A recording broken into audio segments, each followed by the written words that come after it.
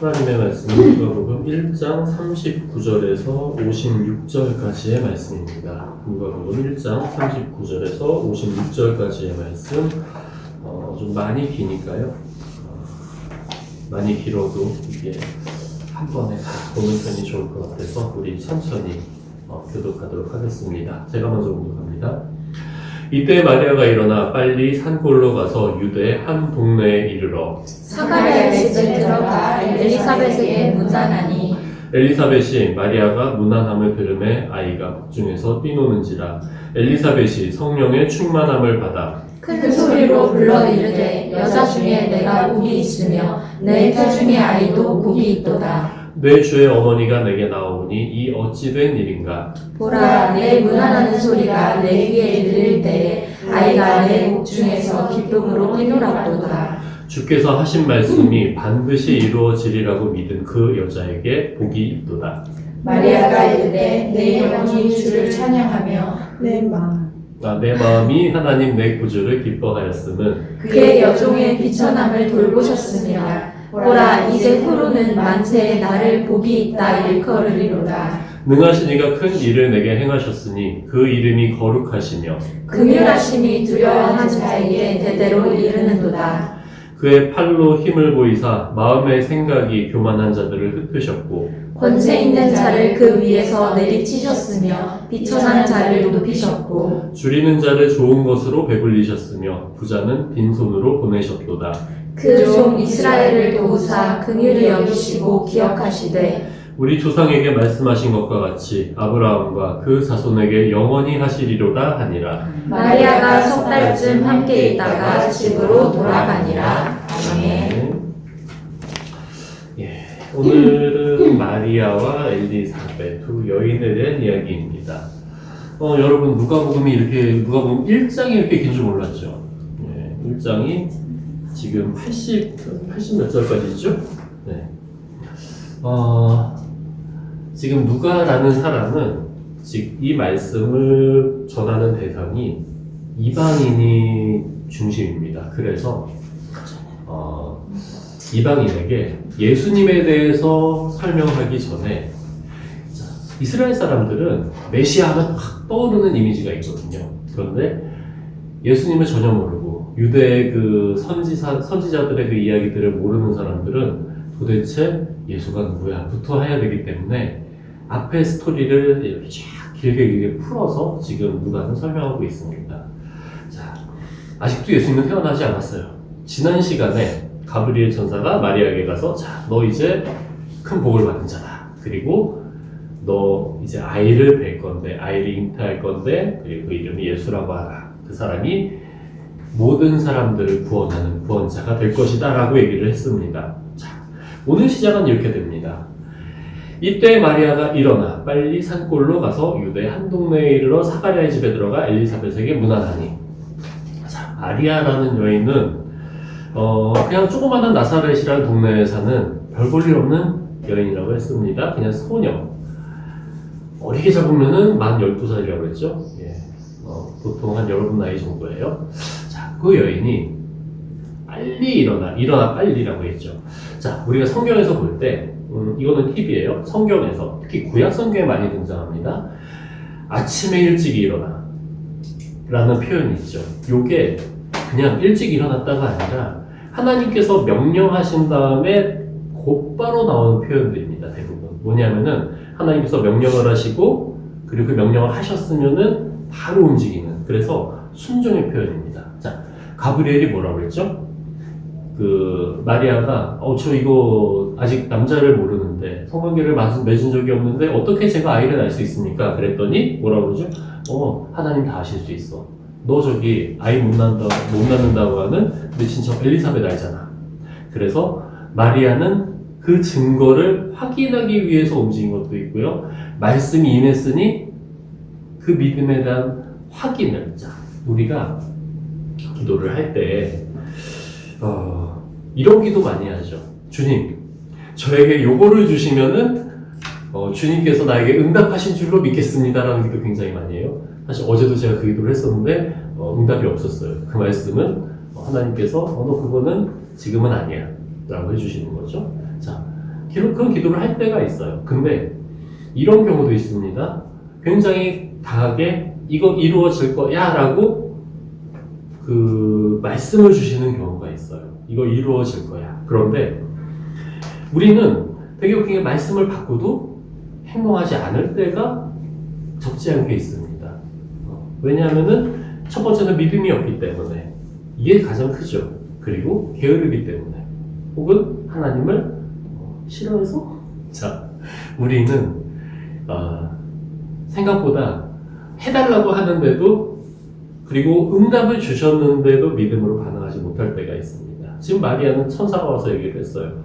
확실한 증거가 있으니 가서 찾아갑니다. 본인이 믿음으로 받았지만 마리아는 확인을 하러 갑니다. 그랬더니 엘리사벳이 마리아를 보고 자 엘리사벳이 성령의 감동함을 받았지만 먼저 그 뱃속에 있는 아이 세례 요한이죠. 요한이 복중에서 뱃속에서 뛰놉니다. 자 우리 엄마들은 다 알고 있어요. 근데 우리들은 모르는 그거죠. 아이가 뱃속에서 놀고 있다라고 느낄 때가 있대요. 그래서 빵빵 차는 거 말고 아이가 뱃속에서 진짜 둠칫둠칫 하면서 이렇게 돌아다니고 한번 엄마한테 물어보세요. 아 얘가 놀고 있구나 하는 거를 느낄 때가 있대요. 근데 지금 북쪽에서 뱃속에서 신나게 지금 뛰어놀고 있습니다. 자 엘리사벳 성령의 충만을 받아서 얘기합니다. 여자 중에 내가 복이 있으며 내 태중에 아이도 복이 있도다. 너 뱃속에 있는 아이도 복이 있어. 여자 중에 네가 가장 복이 있어. 오 태어나요.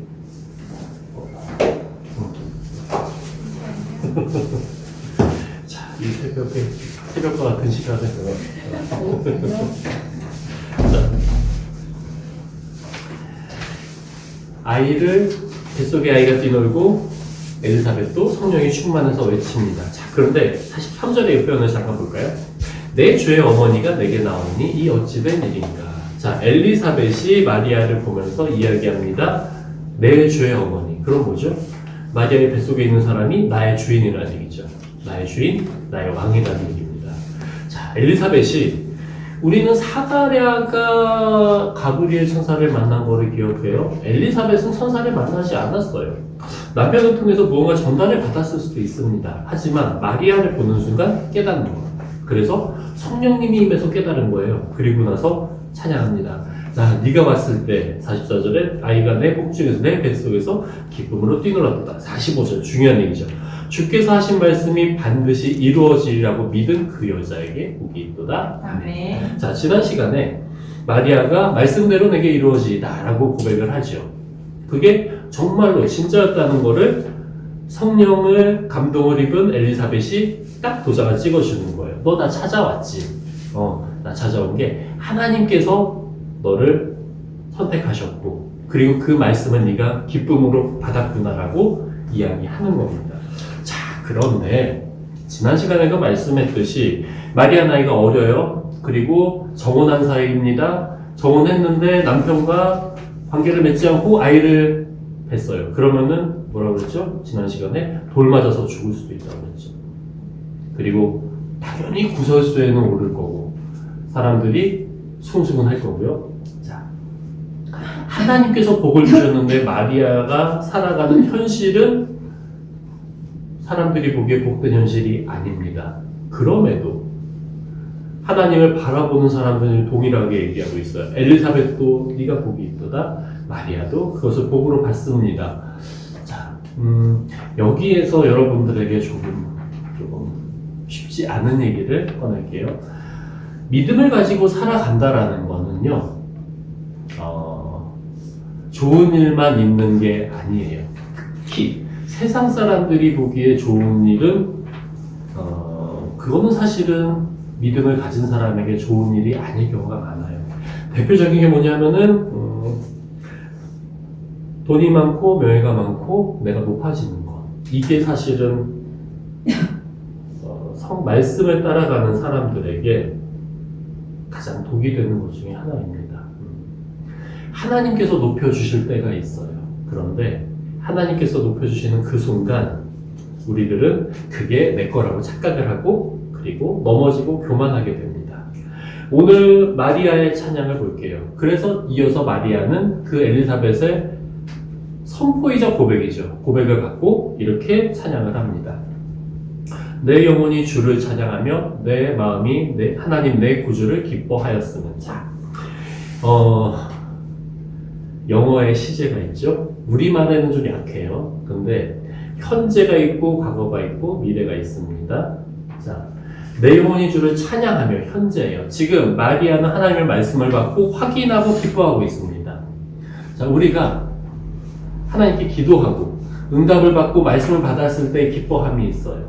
그런데 이 마리아는 뭐를 기억하냐면 과거를 기억합니다. 내 마음이 하나님 내 구주를 기뻐하였으는 과거예요. 이게 뭐냐면요. 자, 왜 기뻐하냐면 그의 여종의 비천함을 돌보셨습니다. 내가 현재 이거에 감사하는데 이 감사의 이유는 내 과거의 모습에서 건져주셨기 때문에. 자, 우리가 기도할 때요. 하나님께 말씀을 받고 기뻐할 때 반드시 기억해야 될 건 과거입니다.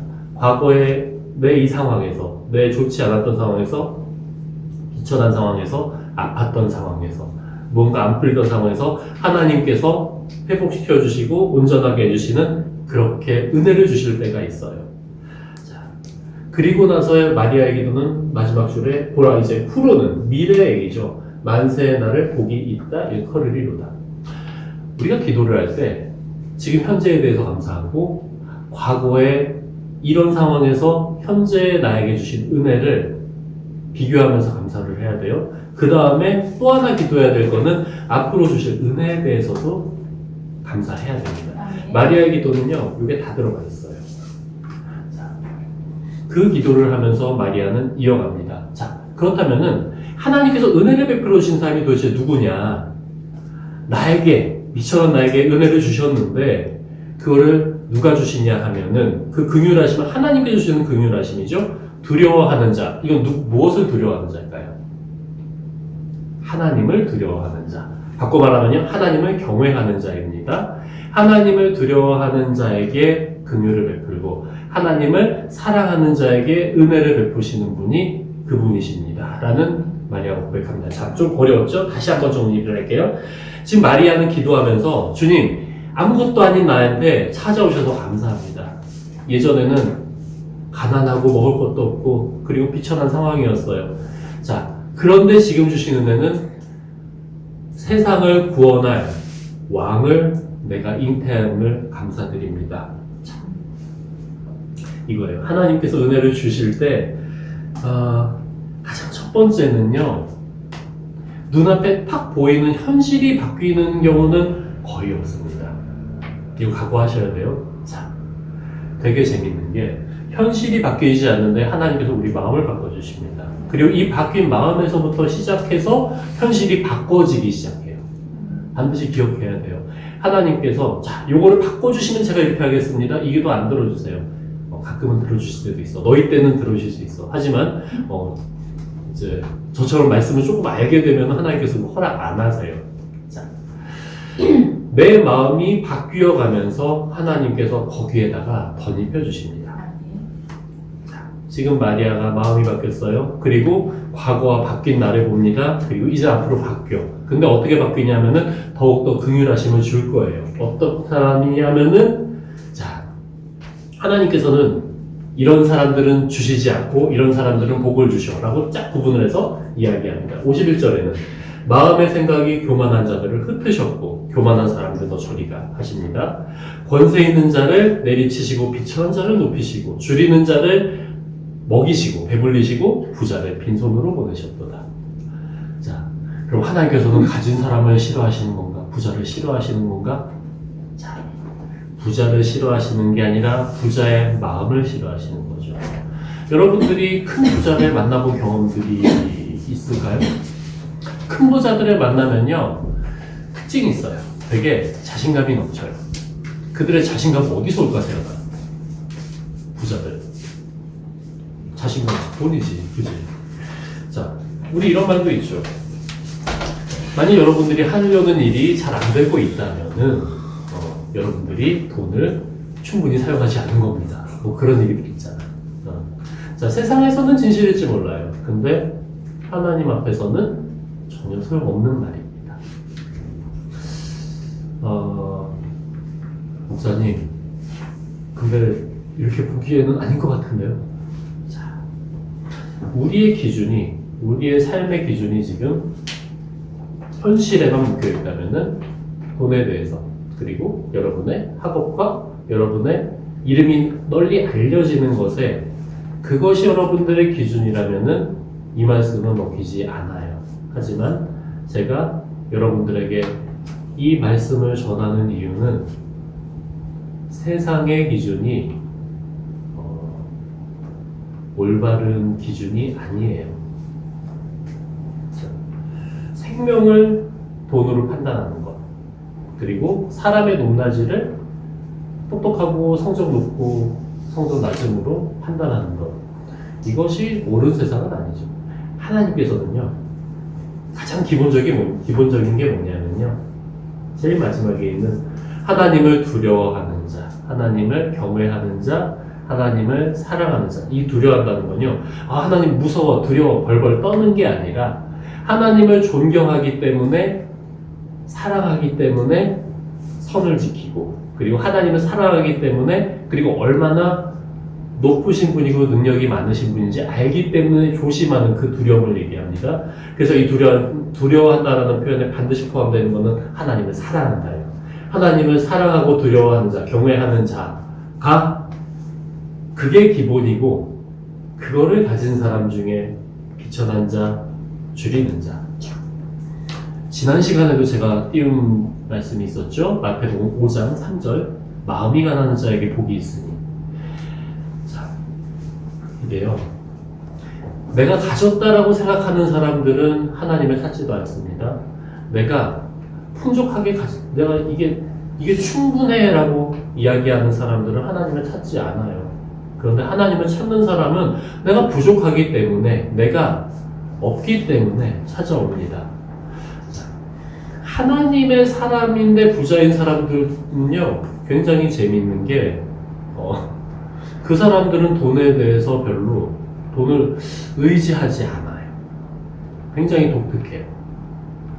그러니까 지금 내가 가지고 있는 돈이 하나님께서 언제나 가지고 가실 수 있다는 생각을 정확하게 하고 있습니다. 그래서 하나님 안에 있는 부자들은 마음이 가난해요. 되게 웃겨요. 그리고 겸손합니다. 자,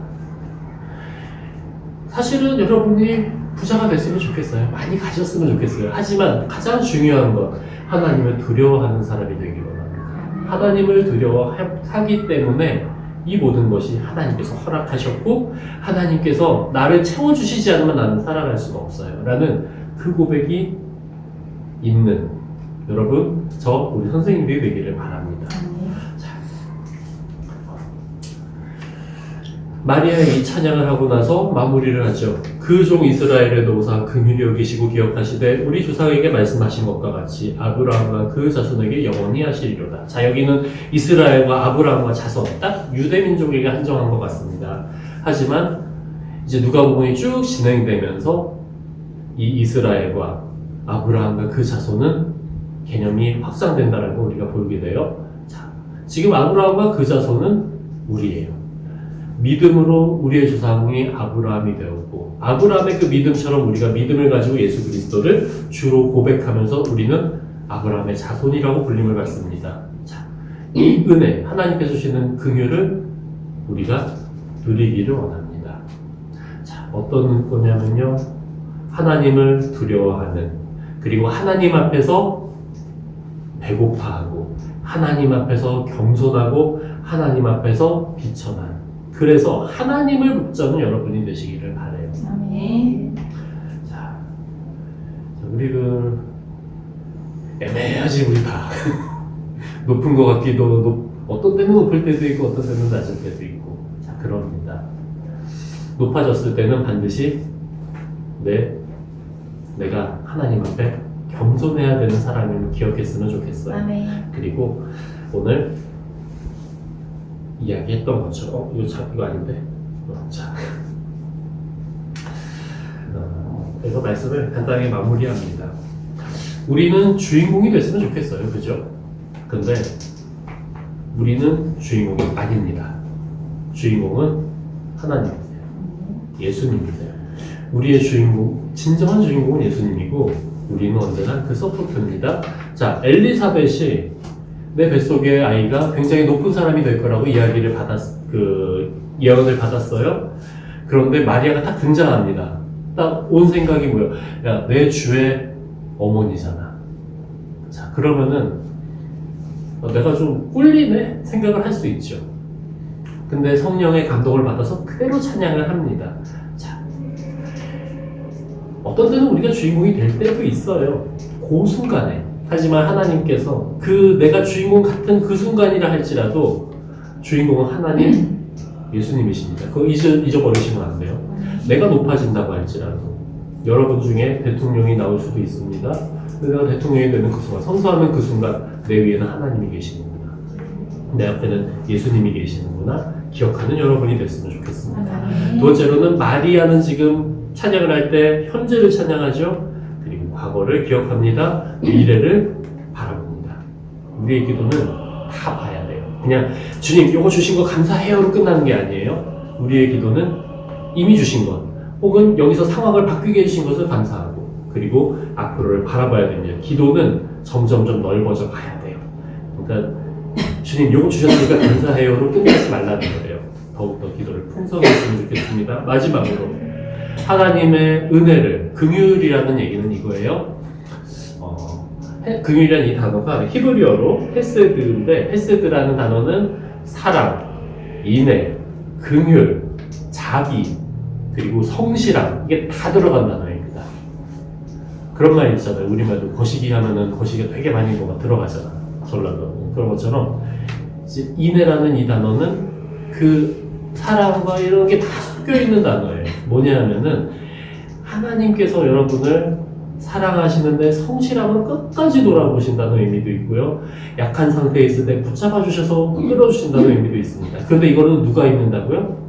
하나님을 경외하는 사람, 그리고 하나님을 경외하기 때문에 내가 낫다는 것을 비천한 자리에 있다고 해서 깨닫는 사람입니다. 그래서 절대로 높아지지 마세요. 높아지려고 하지 마세요. 20분인데 안 되는구나. 자,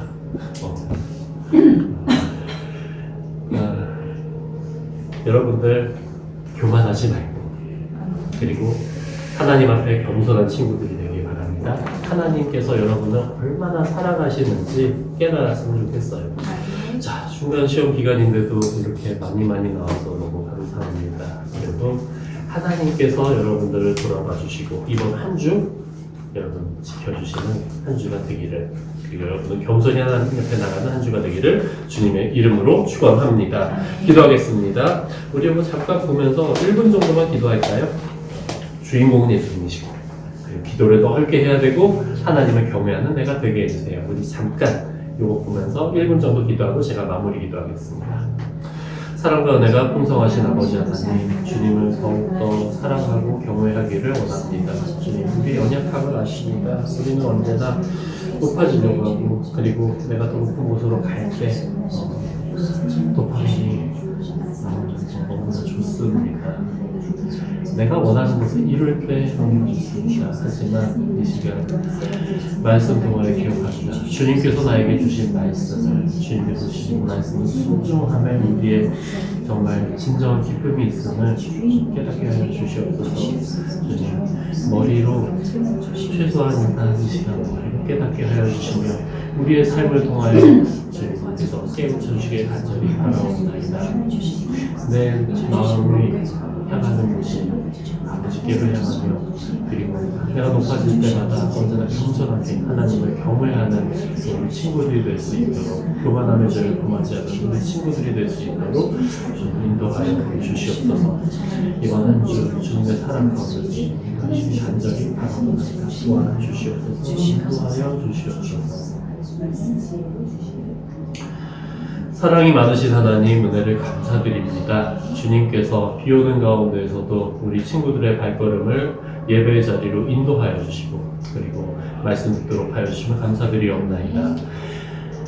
마리아의 기도처럼, 그리고 엘리사벳의 고백처럼 우리가 우리의 분수를 우리가 있어야 할 곳을 깨닫는 자 되게 하여 주시옵소서. 겸손하고 겸비한 마음 가질 수 있게 하여 주시옵소서.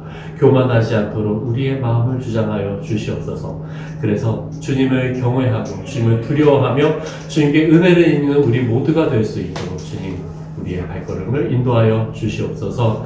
한 주간 이제 시험이 있습니다. 시작하는 친구도 있고 지금 시험 중에 있는 친구들도 있습니다. 모든 과정들 잘 마무리할 수 있도록 주님께서 지혜 주시며 건강 해치지 않도록 주님께서 모든 상황을 잘 이끌어 주시옵소서. 돌아가는 발걸음도 주님께서 함께하여 주시며 또한 교제 시간도 주님께서 함께하여 주시옵소서. 감사드리며 예수 그리스도의 이름으로 기도드리옵나이다. 아멘.